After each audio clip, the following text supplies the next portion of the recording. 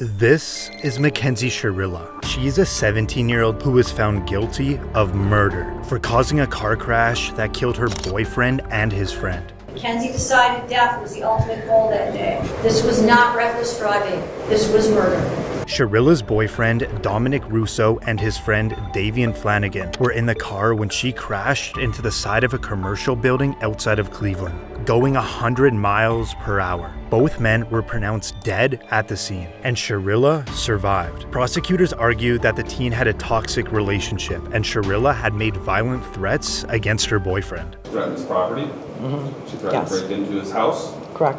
Reportedly, she crashed her car on purpose because she wanted to kill her boyfriend, and that his friend was just collateral damage. The prosecutor said the intent was obvious upon seeing that video, that there was only one goal. You see her driving very calmly and making the right turn, and then all evidence indicates she immediately put the pedal to the metal and drove straight into a building at 100 miles per hour. I think those really demonstrated to us that this was no accident. And a few days before the crash, she allegedly took the same route to plot the crime.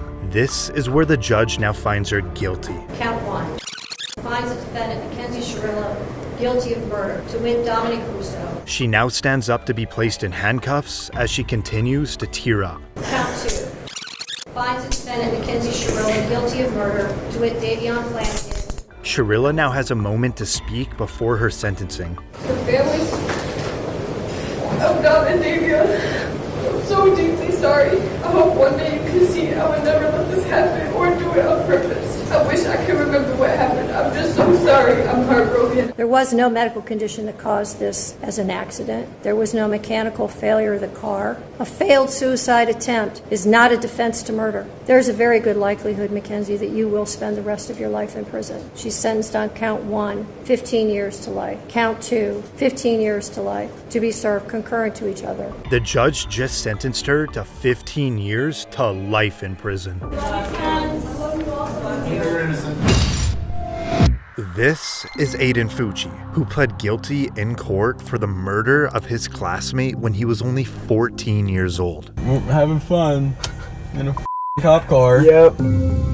Fucci was classmates with a 13-year-old girl from Patriot Oaks Academy in St. Johns County, Florida. Fucci stabbed her 114 times. Her dead body was later recovered from the woods. After Fucci was arrested, he can be seen in the back of the cop car taking Snapchats. Now this video shows Fucci and his parents in the interrogation room. The Snapchat that you did was not very smart. Like it's all over, you're all over the internet everywhere. This is serious.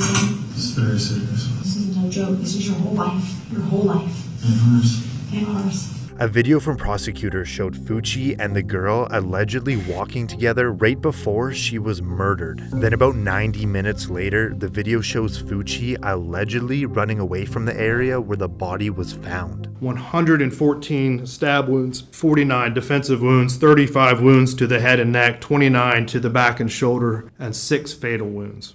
After Fucci pled guilty to first-degree murder, the judge now hands down his sentence. Having entered a plea of guilty to the crime of first-degree murder, I sentence you to life in prison. Because of your age, you are eligible for review of the sentence in 25 years. After Fucci was sentenced, he stood still with a little movement. This is Willard Miller and Jeremy Goodale, and at just 16 years old, they are both charged for the murder of their high school Spanish teacher. Reportedly, it was over a bad grade. We then moved her off of the trail, where I then struck her, and she died as a result. Miller and Goodale went to Fairfield High School in southeastern Iowa. Nohema Graber was the Spanish teacher at the school, and Miller was one of her students. After he received a bad grade from Graber, he and his friend Goodale planned to kill her. We discussed a general plan. I'll stand up here, look out, wait for Miss Graber to show up. Graber went for her usual walk at Chautauqua City Park.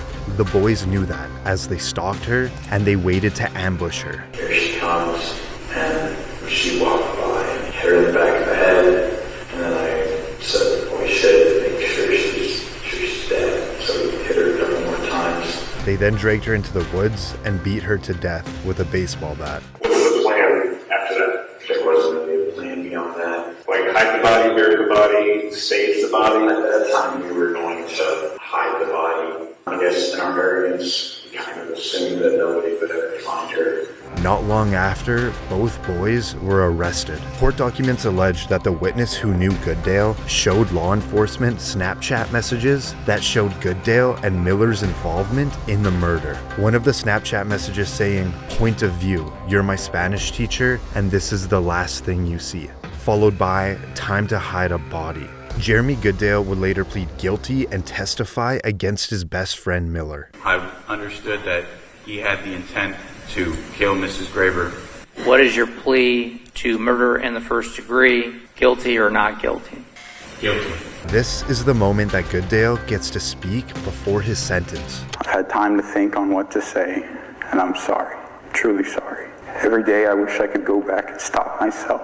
I can't comprehend losing a loved one in such an awful way. And now the judge hands down his sentence. The defendants shall be sentenced to life with the possibility of parole after 25 years. Now for Miller. This is him apologizing before he receives his sentence. I'd like to take this opportunity to wholeheartedly accept responsibility for the role that I've played in the murder of a human Graber. To the family, I'm sincerely sorry for the distress that I've caused you and the devastation. And I ask that I'm given a chance, and I don't want to be institutionalized. I don't want to be in so long that I forget about what matters, where I come from, and I look forward to getting through this.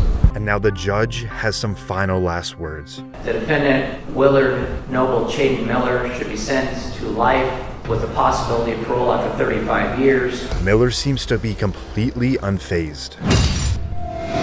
This is Rachel Schoaf and Sheila Eddy, who are both in court today for the murder of their friend when they were only 16 years old. Their scheme was to hide knives on their bodies and to attack Skylar at an agreed-upon moment. In Star City, West Virginia, Schoaf and Eddy were friends with 16-year-old Skylar Neese. Reportedly, Schoaf and Eddy decided they didn't like Neese anymore, so they planned to kill her. Sheila Eddy and Rachel Schoaf carried out that plan. Together they stabbed and killed Skylar. After Schoaf's confession, both teens were arrested. Schoaf agreed to plead guilty to second-degree murder in exchange for her cooperation in the case. I'm so sorry. I don't know if there's a proper way to make this apology because there are not even words to describe the guilt and remorse that I feel each day for what I've done. I hurt the Neese family and those who love Skylar. I hurt my parents and shamed my family. May God bring eternal peace to Skylar and the entire Neese family. After securing a plea deal, the judge now gives Schoaf her sentence. Rachel Schoaf, it is the sentence of the court that you be imprisoned in the West Virginia State Penitentiary for a period of 30 years.